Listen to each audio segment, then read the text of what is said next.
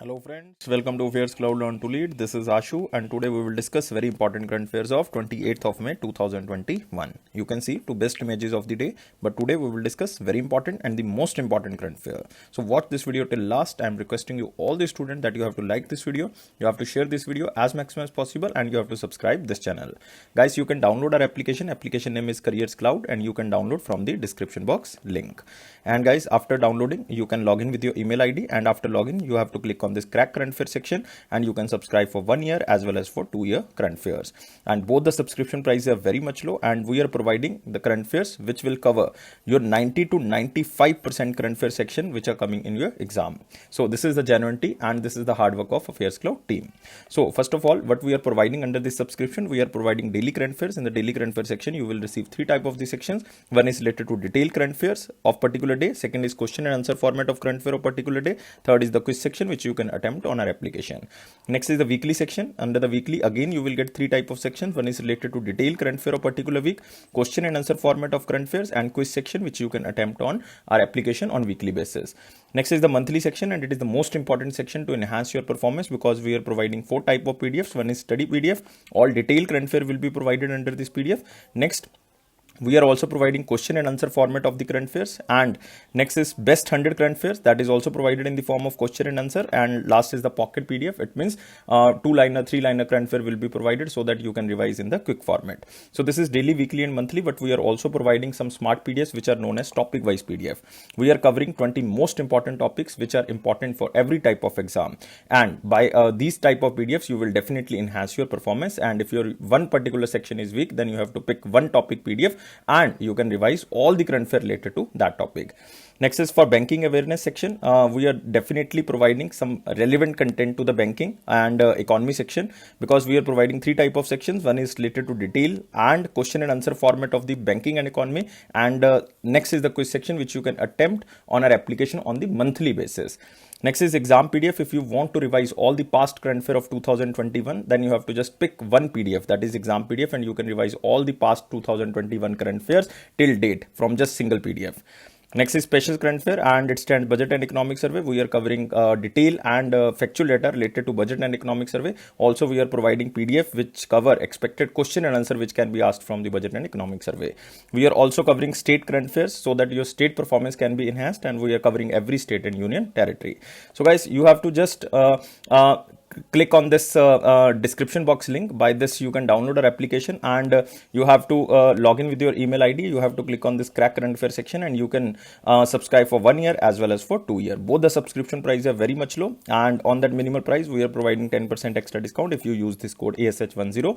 And guys, if you have any query then you can reach us on this email ID. You can call us on this number, and you can also comment in any video. I will definitely answer that queries. So let's start today's current affair, that is 28th of May 2021. But I am requesting you all the students, you have to like this video, subscribe this channel and share this video as maximum as possible. And guys, join our Telegram group. Link is given in the description box as well as in the comment box. So let's start. Here is the first section, that is the most important question. We will discuss two most important questions today. Here is the first question. Who won Spain's top award which is known as Princess of Asturias Award 2021 under the social science category? So 2 or 3 things are very important under this question. First is the name of this award, which is I think new to so many students, like Princess of Asturian or Asturias Award 2021, and it is given under the 8 categories. Now we are specifically mentioning here that this person won under the social science category, and this is Spain's top award. So these 3 things if you remember, then you will definitely correct this answer. And answer of this question is Amartya Kumar Sen. So guys, remember, Nobel Prize winner in economics in 1998. Amartya Kumar Sen won Princess of Asturias Award 2021 or Asturias Award 2021. This award is basically presented in the 8 categories like arts, literature, social science, communication and humanities, technical and scientific research, international cooperation, Concord and the sports. But you have to just remember the social science because it is won by one Indian. That's why it is important. So guys, you can see here the picture of Amartya Sen. He was a Nobel laureate, and I already covered this question that he won Nobel Prize in 1998, Nobel Prize in Economics in 1998, and he conferred with the Spain's top award in the social sciences. And guys, you can see here, Amartya Sen won this award for his research on the famines and his theory of human development. Basically, his theory was based on the welfare economics, and underlying mechanisms of poverty have contributed to the fight against injustice, inequality, disease, and ignorance. And the award comprises basically a much amount, or a, you can say, whooping amount, like almost 50,000 euro. 50,000 euro, and in India it approximately become 44.25 lakhs. So guys, remember this. And this Princess of Asturias award is annually presented by the Princess of Asturias Foundation, which recognizes the scientific, technical, cultural, and social and humanitarian work carried out by the international level, And Amartya Sen, you have to remember, he is currently serving as the professor at the Thomas Lemont University and professor of economics and philosophy at the Harvard University. And the government of India honored Amartya Sen with the Bharat Ratna in 1999 for his contribution to economics. So you have to just remember the name of the award, and this is Spain's highest award, and this award goes to Amartya Kumar Sen. So this is all you have to remember. Now guys, the other options you are seeing here, these options are again very, very important. Like first, Vishwabhushan Harichandan. He is currently the governor of Andhra Pradesh, but you have to remember, he won Kaling Ratan Award recently. Kaling Ratan Award or Kaling Ratan Samman 2021, which is given by the Odisha government. Next is Yusuf Ali MA. You have to remember, he won recently Abu Dhabi Top Civilian Award. Abu Dhabi Top Civilian Award. Amartya Kumar Sen we covered. Next is Goshalya Shankar or Goshalya Shankar, International Women of Courage Award. International Women of Courage Award 2021. So again, under one question, you are covering 4 appointments. So that's why this question is most important. Now, moving to next question. Who was honored with the President's Award 2021 by the International Hockey Federation? So again, 2 things are very important under this question. One is the name of the award, that is President's Award 2021, and it is given by which organization? It is given by International Hockey Federation. And right answer of this question is V. Karthikeyan Pandyan. So remember answer of this question, and very famous IAS officer of Odisha. Remember, IAS officer V. Karthikeyan Pandyan, the private secretary of the Chief Minister of Odisha, that is Naveen Patnaik ji, honored with the President Award 2021 by the International Hockey Federation. And he was honored for his contribution toward the promotion of hockey in Odisha and his effort during the Men's Hockey World Cup 2018, which was held in Bhubaneswar, Odisha. You can see here the picture of this V. Karthikeyan Pandyan, and you can also see here Naveen Patnaik, and a very famous bond between the Naveen Patnaik and the V. Karthikeyan Pandyan, and he is currently serving as the private secretary to the Naveen Patnaik ji.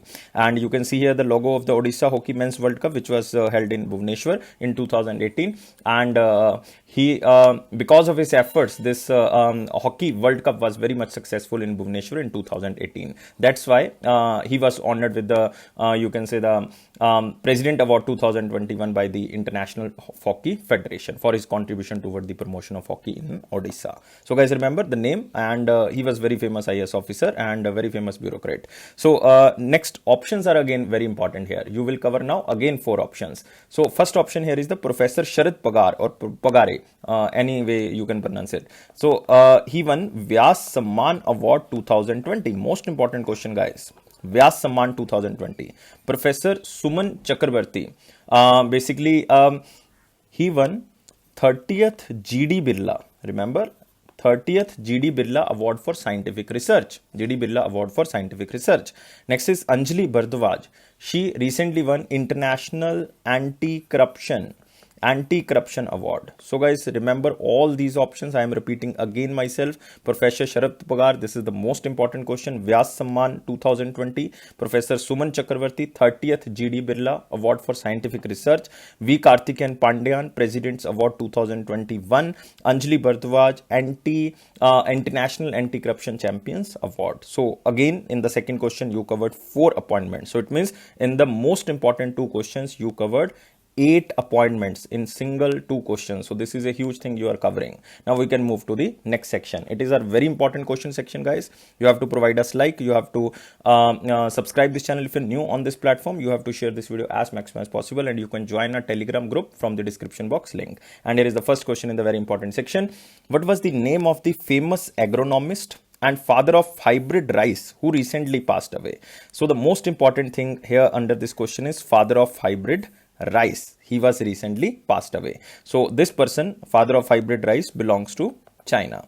And by the introduction of this hybrid rice, China's you can say production increases. So that's why this person is very important, and this person name is Yuan Longping. So remember, answer of this question is C, and you can also see here the picture of Yuan Longping, and China's father of hybrid rice passed away. Again, this question can be most important question, so remember this.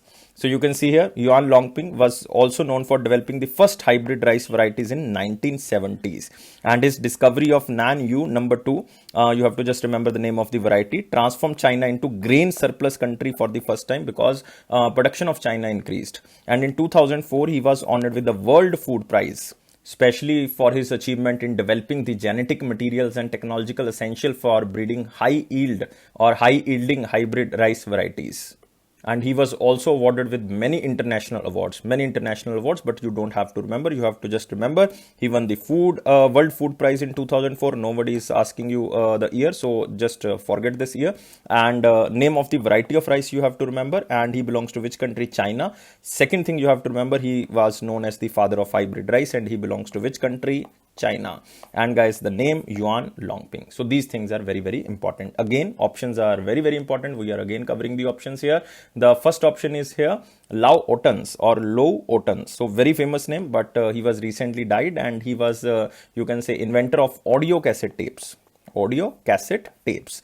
Next is Marvelous Marvin Hagler, and he was famous boxing player who recently died. Next is Maudud Ahmed. He was former Prime Minister of which country? Former Prime Minister of Bangladesh. He was also recently died. So again, these three are obituaries. Under one question, you are covering 4 obituaries. Again, very important. Now we are moving to next question. Who won the single title of the 2021 Geneva Open? So the most important thing here is the Geneva Open, 2021 Geneva Open. So answer of this question is Casper Ruud, and he belongs to which country? He belongs to Norway. So remember the name only, because it is not one of the very famous tournament of you can say the tennis, but you have to remember Geneva Open, and with the name of Casper Ruud, and he belongs to which country? He belongs to Norway. Recently we covered one question, that is Barcelona Open. So you have to remember it was won by Rafael Nadal, and he defeated this person, Stefanos Tsitsipas. So you can just remember Barcelona Open won by the Rafael Nadal, and this is the 12th Barcelona Open title for the Rafael Nadal, which was won in 2021, and we covered this question in April 2021.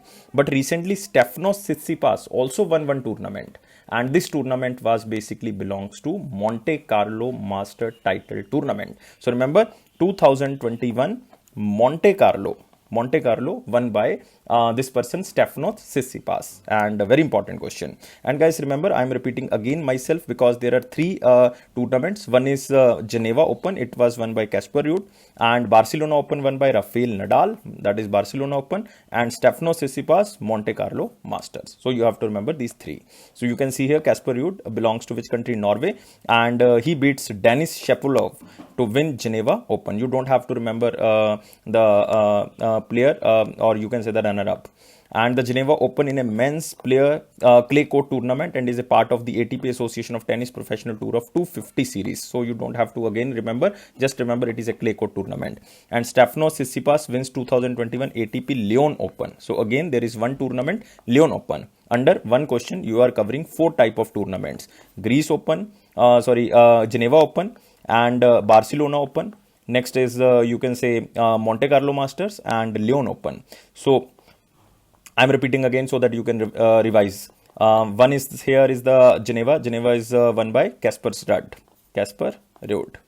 And Barcelona won by Rafael Nadal. Monte Carlo won by Stefanos Tsitsipas.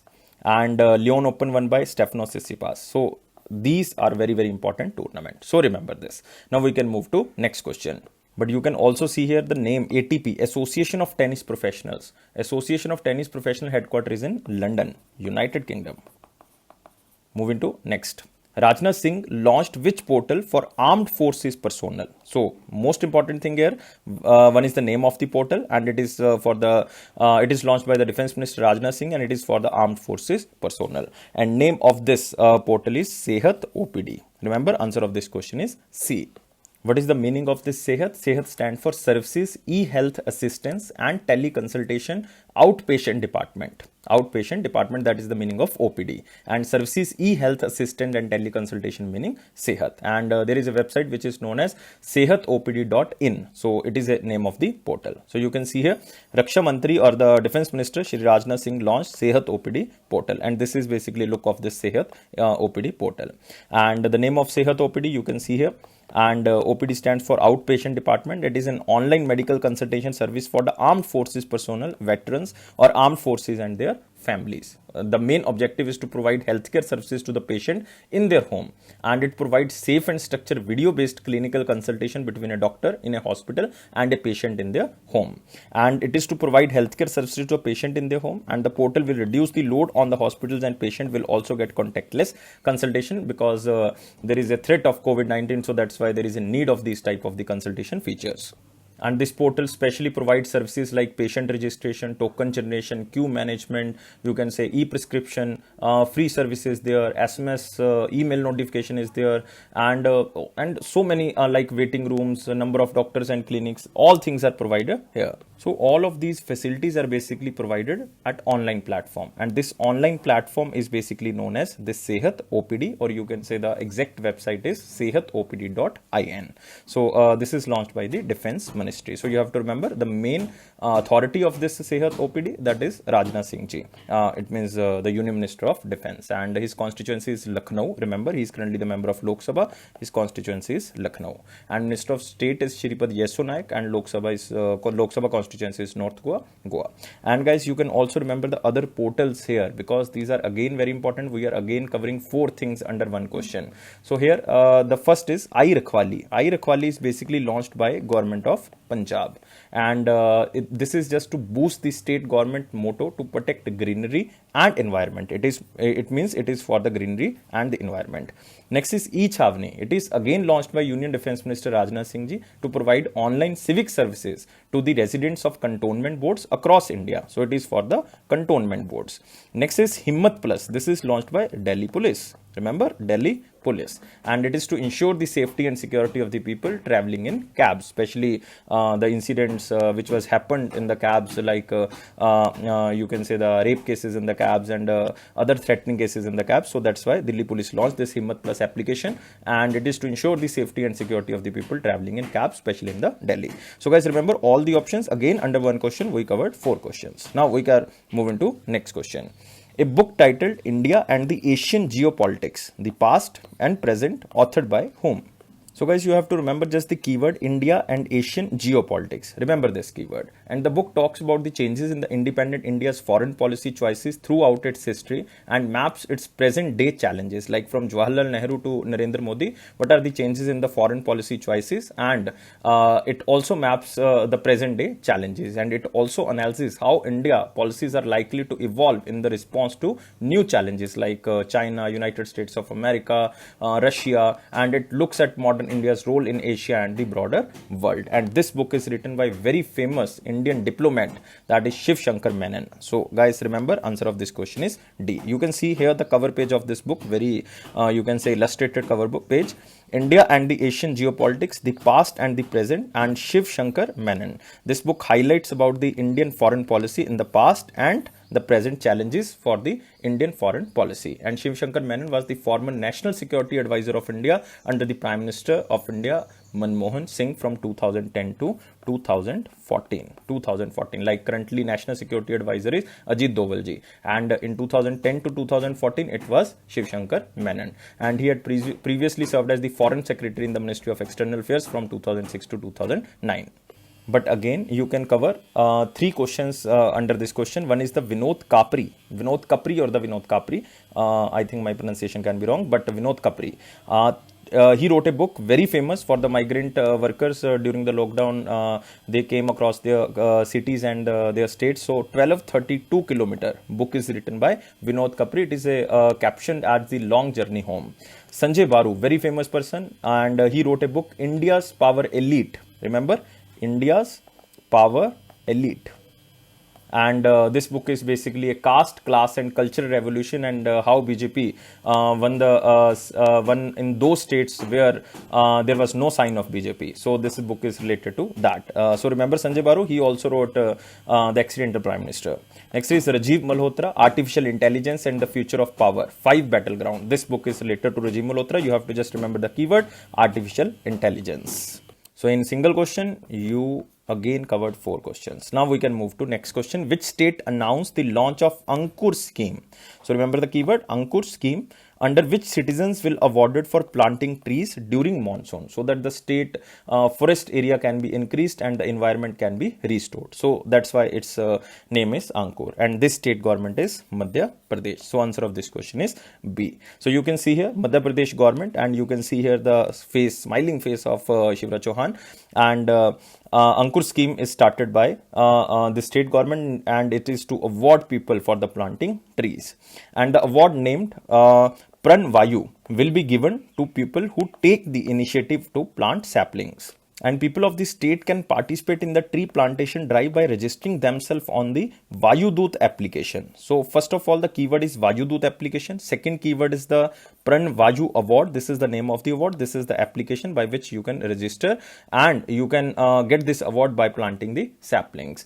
And a picture has to be uploaded while planting the sapling, and another photograph after taking care of the sapling for 30 days, so that state government can ensure that you are basically protecting the sapling and you are basically taking care of this sapling. And after verification, the Pran Vayu award given to winners selected from each district will be given by the Chief Minister. And remember this, Madhya Pradesh governor is Anandiben Patel. She has an additional charge of Madhya Pradesh because Lalji Tandon ji recently died, and she has main charge of the Uttar Pradesh, and Chief Minister is Shivraj Singh Chauhan. So remember the very important things about Madhya Pradesh, and guys, the most important thing here is the largest forest area comes under Madhya Pradesh. And there are very important national parks like Bandhavgarh National Park, and there is very famous Kuno National Park. We covered this question about Kuno National Park, that first time in the world that from one continent to another continent, we are locating one carnivorous animal, that is cheetah.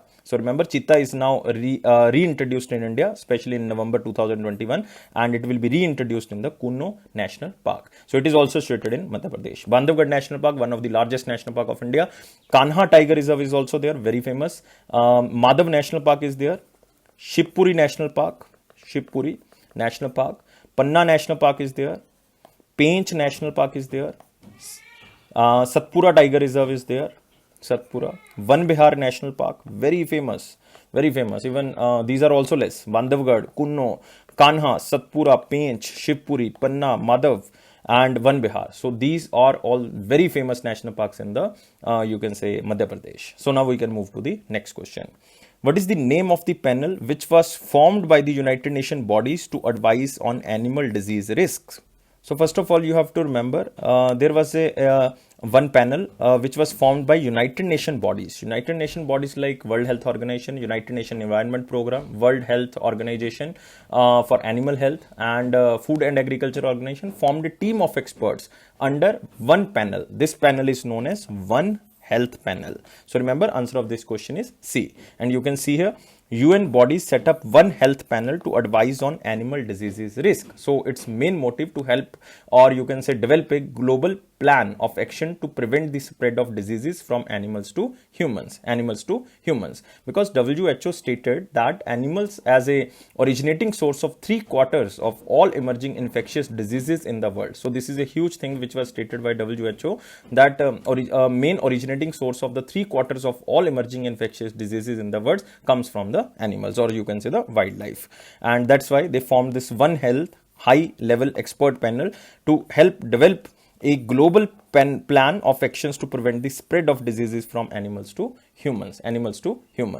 And first time in 2020, this One Health high level expert panel was initiated by two countries. One is the Germany, second is France. You can see here in 2020, it is because of the outbreak of the COVID-19. These two countries started this initiative, One Health high level expert panel. And the panel will also consider a potential transmission risk in the food production and the distribution. Even this panel also consider the potential transmission risk in the urbanization and the construction of infrastructure, international level and the trade and activities that lead to biodiversity loss and the climate change. And guys, remember the One Health team of experts put together by the WHO, United Nations Environment Program, Food and Agriculture Organization will advise them on developing a risk assessment and surveillance framework and establish good practices to prevent and prepare of zoonotic outbreaks. So guys, you have to remember this word. I am just providing you a chance to learn a new word, that is zoonotic outbreaks. And zoonotic outbreaks, like I am giving you example like Zika virus,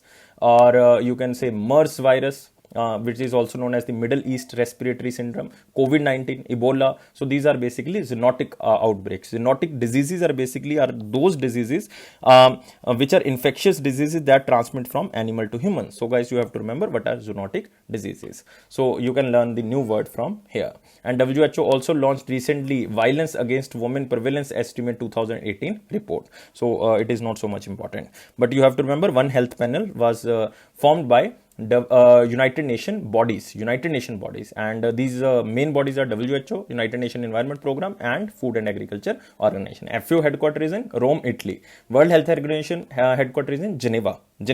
And guys, remember WHO Director General is Tedros, and FAO Director General is Q Dongyu. I am writing here the name, Q Dongyu. This is the full name. So you can just read this. Now we can move to next question. Who became the president of Tibetan government in exile? So the most important keyword here is the Tibetan government in exile. So it is a government in exile that is claiming its status. And they got exiled in 1959, and the current control of the claimed territory is under the People's Republic of China.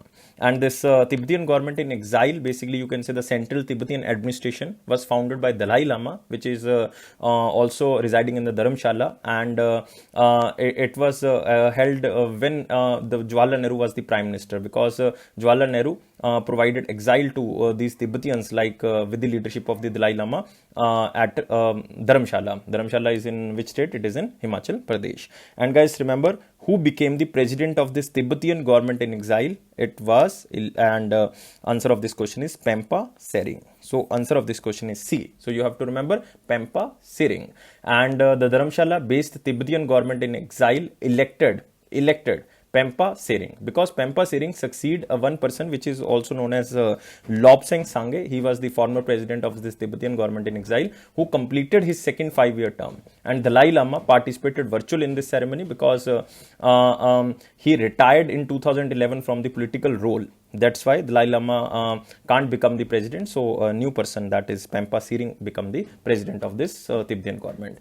And remember, he was the former speaker of the parliament of this Central Tibetan administration for the 2 years, and 2008 to 2010, after that 2010 to 2016. And he was elected to the parliament in Tibet in 1996. So guys, remember, you can just see the picture of Pempa Tsering sworn in as the president of Tibetan government in exile. And you can also see here Pempa Tsering succeeds Lobsang Sangay. He was the former president of this Tibetan government, and China does not recognize the Tibetan government in exile and has not held any dialogue since 2010. So the Dalai Lama withdrew from any political role in the running of the exile government in 2011. We already covered this point, and it was then Prime Minister Jawaharlal Nehru who provided exile to the Tibetan people with the help of the Dalai Lama, and they are basically residing in the Dharamshala, Himachal Pradesh. So you have to just remember the name. This is the only thing you have to remember, and you can just remember the question as in slide. Tibetan government in exile, president is Pempa Tsering. Now moving to next question. Which state launched a Akanksha online portal on corporate social responsibility activities. And guys, remember the most important keyword here is the Akanksha. Like we covered one scheme in the Madhya Pradesh, like Ankur scheme for the environment. Now we are providing one new scheme that is known as Akanksha, and it is started by Karnataka government. And you can see here the Chief Minister of Karnataka, Yediyurappa ji, and he launched this comprehensive online portal for corporate social responsibility activity. This is known as Akanksha, and it is to provide comprehensive details on all the corporate social responsibility activities in the state. So first of all, you should know about the corporate social responsibility. This was launched in 2014, and India became the first country to legally mandate this corporate social responsibility. So companies with net worth of rupees 500 crore, remember, companies with the net worth of 500 crore or more or turnover of rupees 1000 crore or more, and net profit of rupees 5 crore. So there are basically three conditions. One is the net worth rupees 500 crore or more, turnover of rupees 1000 crore or more, and net profit should be 5 crore in preceding financial year are applicable under the corporate social responsibility. At least 2% of the average net profit of 3 immediately preceding financial year should be spent by the companies on the corporate social responsibility. Any type of the social work like education, like you can say the poverty reduction, any type of the things. But 2% of the average net profit of the 3 immediately preceding financial years should be spent by the companies on the CSR. So you have to remember this, what is CSR. Now, the portal will enable the CSR stakeholders to align their CSR goals with the Karnataka Sustainable Development Goals. It means on the portal, Karnataka government basically described all the goals which have to achieve by the Karnataka government. Then who want to provide the money under the CSR, any type of the organization, now can see that Karnataka want to achieve this type of the target, then we have to give the money to this target. So that's why Karnataka government can basically achieve this target, and CSR responsibility also will be fulfilled. So Yediyurappa has specified the utilization of 175 crore rupees which comes under the CSR funds for the health sector to mitigate the COVID-19 in the state. Even Yediyurappa ji also invited donors to support the people who are suffering from COVID-19 through the Akanksha portal. So guys, remember, and Niti Aayog Chief Executive Officer Amitabh Kant also basically you can say clapped for this initiative of the Karnataka government. And main objective is to make CSR fund utilization easy, simple, and the transparent. So guys, remember, it is corporate social responsibility and it is by the Karnataka. And you know the Chief Minister is Yediyurappa ji, and you have to remember the governor. Governor name is Vajubhai Vala.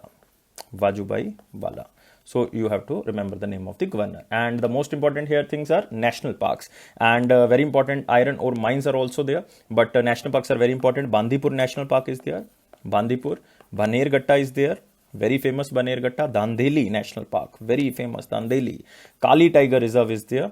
Kudremukh, very famous iron ore mine, and also the very famous national park, Kudremukh National Park. There is Nagarhole National Park is also there. So remember, Bandipur, Banerghatta, Dandeli, Kali, Kudremukh, and Nagarhole National Park all are situated in Karnataka.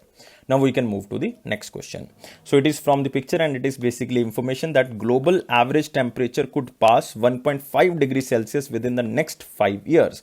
So the Paris Agreement will fail if the global average temperature could pass 1.5 degrees Celsius within the next 5 years. And it is basically a report of World Meteorological Organization and United Kingdom Meteorological Department. So 40% possibility of the annual average global temperature temporarily reaching 1.5 degrees Celsius above pre-industrial level in one of the next 5 years. So this is a huge data which is given by the World Meteorological Organization. And average temperature are likely to be at least 1 degree Celsius warmer in each of the coming years of 2021 to 2025. It means the next 5 years. And the temperature rise is significant because as per the Paris Agreement signed in 2015, global leaders had committed to limit global warming by 1.5 degrees Celsius and well below 2 degrees Celsius by the end of the century. And 2020 was one of the 3 warmest years on record in the last decade. Like first was the warmest year was 2016, second warmest year was 2020, and third warmest year was 2019. In the last 5 years you can say, or you can say that in the last decade of 2010 to 2020. And the report also stated that the national commitment set by the countries to cut greenhouse gas emission is not enough to fulfill the Paris Agreement.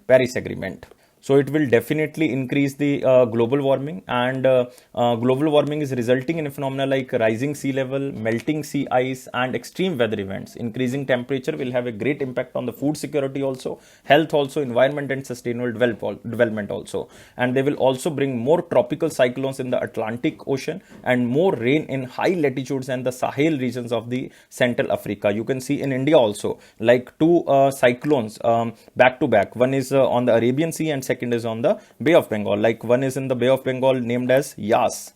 Yes, it is a name given by the Oman. And second here you can see the Taute.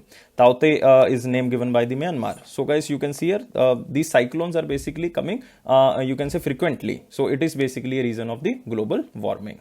So you have to just remember about the World Meteorological Organization. President is Gerhard Ardin. You don't have to remember the name because it is not important. Examiner can ask from the more presidents. Headquarters is Geneva and member countries are 193. More important is headquarters, that in Geneva, Switzerland. Now we can move to the next question. Which state or UT launched scheme SASCM for families lost bread earner to the COVID-19 pandemic? And in Hindi, it is also known as Saksham. It is also known as Saksham. And this SASCM stands for Special Assistance Scheme for COVID Mortalities. Remember, Special Assistance Scheme for COVID Mortalities. And it is for the families lost bread earner to the COVID-19 pandemic. So many states recently started these type of schemes, like you can see Himachal Pradesh also started, Delhi government also started, but now one again UT started this scheme, that is Jammu and Kashmir. And Manoj Sinha, the Lieutenant Governor of Jammu and Kashmir, launched this scheme that is known as Special Assistance Scheme for the COVID mortality, a special scheme to provide financial assistance to the families that lost bread earners to the COVID-19 pandemic. You can also see here the smiling face of Manoj Sinha ji launched this Saksham or the Sassam. Basically, it is in Hindi known as Saksham for families lost bread earner. And you can see here special scheme to provide financial assistance to the family lost bread earners to the COVID-19 pandemic. And the government of Jammu and Kashmir has created a special cell under the social welfare department to identify and support the families in distress. It means they will identify these families and the financial assistance will be provided according to that. And under this Saksham, rupees 1,000 per month will be provided to the spouse or the eldest member of the family who lost the bread earner. And scholarship of rupees 20,000 per annum for the school students and rupees 40,000 per annum for the college students will be provided by the Jammu and Kashmir government. And the beneficiaries are eligible for the scholarship for the 2 children, not for the 1 children. Beneficiary are eligible for the scholarship of 2 children if they are not getting any other scholarship. So this is the condition, that if they are not getting any other scholarship. And this is a part of the government of Jammu and Kashmir commitment towards the welfare of the vulnerable society in the line with the Sabka Saath, Sabka Vikas. And this special cell will also look into the other possible assistance through the existing schemes which are already run by the center government or the state government, and support for self-employment which can be extended to the families. So this is the initiative of the Jammu and Kashmir. And guys, remember the Lieutenant Governor is Manoj Kumar Sinha, but you can also remember here are the national parks. Very famous national park is there, Dachi Gam, most important. Dachi Gam National Park. Gulmarg Wildlife Sanctuary is also there, very famous hilly area. There is Kishtwar National Park, again very important. Salim Ali National Park. Salim Ali. So these 4 are very important: Dachi Gam, Gulmarg Wildlife Sanctuary, Kishtwar National Park, and Salim Ali National Park. So these are very important. Moving to next section, it is our important question section. Guys, you have to like this video, you have to share this video, and you have to subscribe this channel, and you can join our Telegram group from the description box link. Here is the one question in the important section. Which team won its first Women Champions League title? We are talking about the football game, and we are talking about football league title, and it is Women's Champions League title. And it is also known as UEFA. UEFA stands for Union of European Football Association Women's Champions League. 2020-21 was won by Barcelona. So answer of this question is D. Barcelona basically beat Chelsea in the finals and they beat by 4-0. And guys, it was Barcelona's first Champions League title. So you can just remember, that's why we are covering under the important section. In the important section, you can just remember the question as in slide. So this is the main thing you have to remember. Now we can move to the next section. Basically, it is the last question from the picture. And 2 persons resigned after arrest by the military, and these 2 persons are, one is the Mali's president Ba Nada, and second is the Mali's prime minister Mokhtar Ould. So Mokhtar Owen was recently again elected as the Mali's prime minister, but now both the persons are arrested because of the cabinet reshuffle, and this whole process of arresting was done by the military. And guys, remember, Ba Nada started his service in the armed forces in 1973, and he served as the deputy chief of the staff of air staff and also become the chief of staff. And he was also served as the defense minister of Mali from 2014 and 2015. And remember about Mali, Mali's capital is Bamako. And currency is Western African CFA franc. Now moving to last section, it is our one-liner important points. Here is the first point: VO Chitambram or Chidambarnar Port Trust and NTCPWC sign MOU for development of indigenously VTS. So very difficult words are here. Let's simplify it. VO Chidambaram Port Trust, it is basically situated in Tuticorin, Tamil Nadu, has signed a memorandum of understanding with National Technology Center for Ports, Waterways and the Coast. I am repeating again, National Center for Ports, Waterways and the Coast, IIT Madras, for developing of indigenously vessel traffic services. And it will be like a software and for operations and for maintenance of the vessel traffic system. And this VOC port, or you can say the VO Chidambaram port, is one of the India's major port to sign MOU with this organization that is known as National Technology Center for Ports, Waterways and the Coast. And guys, just remember this news, otherwise it is not so much important. Next is India and New Zealand hold third foreign office consultations virtually. So from Indian side, it was Riva Ganguly Das, who was Secretary East, and from the New Zealand side, it was Mark Sinclair, who was the Deputy Secretary, but you don't have to remember the name. Both sides agreed to set up an engagement in the areas like defense and security, trade and investment, space, counterterrorism, cyber security, disarmament, climate change, and strengthening people-to-people ties. And discussions were also led to the response in the COVID-19 pandemic and access to the vaccines and the medicines. So you have to just remember it is India and New Zealand. And New Zealand Prime Minister is Jacinda Ardern, capital is Wellington, currency is New Zealand dollar. Next, IMF plans to include climate and digital technological into economic assessments. So IMF recently declared that they are giving so much economical data, but now they will include climate and digital technology under the economic assessment. So the new approach was signed upon by the IMF Executive Board after the IMF first comprehensive review into the surveillance work since 2014. So the main objective is of this new approach to enhance the IMF economic analysis and assessments to be more timely, tropical, targeted and better informed. It will help IMF members navigate coming challenges to achieve resilient growth and macroeconomic stability. So along the microfinancial factor, you can say significant uncertainties like COVID-19, risk linked to the digital technologies, including cryptocurrencies, and climate change, inequalities, demographies, and more multipolar landscape are also included in the approach. So it is IMF. So the most important thing here is the IMF. IMF was established in 1944 and two bodies simultaneously established like IMF and the World Bank. Both are known as the Bretton Woods twins. And its headquarters is in Washington, D.C. Managing director is Kristalina and member countries are 190. Next is freedom fighter H.S. Dorswamy passed away. So he was very famous, you can say freedom fighter, journalist and social worker. H.S. Doreswamy passed away, and he belongs to which state? He belongs to Karnataka. He ran, you can say, publication house which is known as Sahitya Mandira, and also Indian nationalist newspaper which is known as the Poravani, and that voiced the aspiration of the independent India. He joined the freedom struggle at very young age and participated in the Quit India movement, which was started by Gandhiji in 1942 and was jailed for 14 months during the time period of the Quit India movement from 1943 to 1944. So you have to just remember the name H.S. Doreswamy. He belongs to Karnataka and he was very famous journalist and freedom fighter.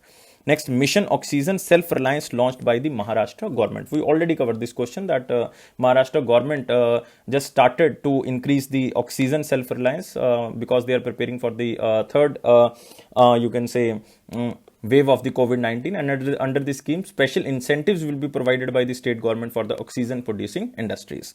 Next, Gujarat governor gives assent to the Gujarat Freedom of Religion Bill 2021. So again, important, but this bill is passed by so many states in the past. You can see Madhya Pradesh is there, Gujarat is there now, Uttar Pradesh is also there. So they passed this type of the bill. So according to this bill, you can say, a forcible conversion by marriage or by getting a person married or aiding a person to get married shall invite imprisonment of 3 to 5 years and fine of up to rupees 2 lakh rupees. If the victim is a minor woman or Dalit or tribal, or offender will get jail term of up to 4 to 7 years and fine up to rupees 3 lakh. If an organization violates this law, then a person in charge of this organization shall be sentenced of a minimum of 3 years and maximum of 10 years in the jail. It means maximum to maximum he can be jailed for 10 years and the fine maximum to maximum can be the 3 lakh rupees. Gujarat, Madhya Pradesh and the Uttar Pradesh also passed this type of the fraudulent conversions through marriage act. And remember about Gujarat. Gujarat Chief Minister is Vijay Rupani and Gujarat Governor is Acharya Devvrat. Now moving to our question of the day. What was the question of 27th May 2021? Question was, till when the RBI served as the Central Bank of Pakistan? So it is very important question. You have to remember this, that the bank began its operation by taking over the government, the functions so far being performed by the controller of the currency and from the Imperial Bank of India, the management of government accounts and public debt. This is Reserve Bank of India. But guys, Burma ceded from India in 1937. But the Reserve Bank continued as a you can say the Central Bank of Burma till the Japanese occupation of Burma and later up to the 1947. After the partition of India, Reserve Bank served as the Central Bank of Pakistan up to the June 1948. Up to the June 1948, when the State Bank of Pakistan commenced operation, and the bank, which was originally set up as a shareholder bank, was nationalized in 1949. That the thing you already know because the act was passed, that is known as Banking Regulation Act of 1949. So guys, remember, answer of this question is June 1948 because State Bank of Pakistan commenced operation on this month and year. Now moving to the question of the day. Very simple question. What do we call the rate at which the Reserve Bank of India lends money to the commercial banks? It means RBI is basically lending money to the banks, and this is known as what? So, on what percentage they are lending this money? So guys, you have to tell me answer only in the comment box. I'm waiting your answer. So please provide us 700 plus likes. Please subscribe this channel and share this video as maximum as possible. And guys, press this bell button so that you can receive the notification on time. And it is Affairs Cloud promise that it will boost your confidence in the general awareness section, definitely. And you can subscribe our PDFs because these are very important. And you have to just download the application from the description box link, and you can subscribe for 1 year validity as well as 2 year validity. Prices are very much low. If you see, you will definitely surprise. And on that minimal price, we are providing 10% extra discount if you use this code ASH10. And guys, remember, don't take life so much serious. Life is fun. Always be happy. Happiness is the key of success. And guys, thank you so much for watching this video. Take care. Bye bye.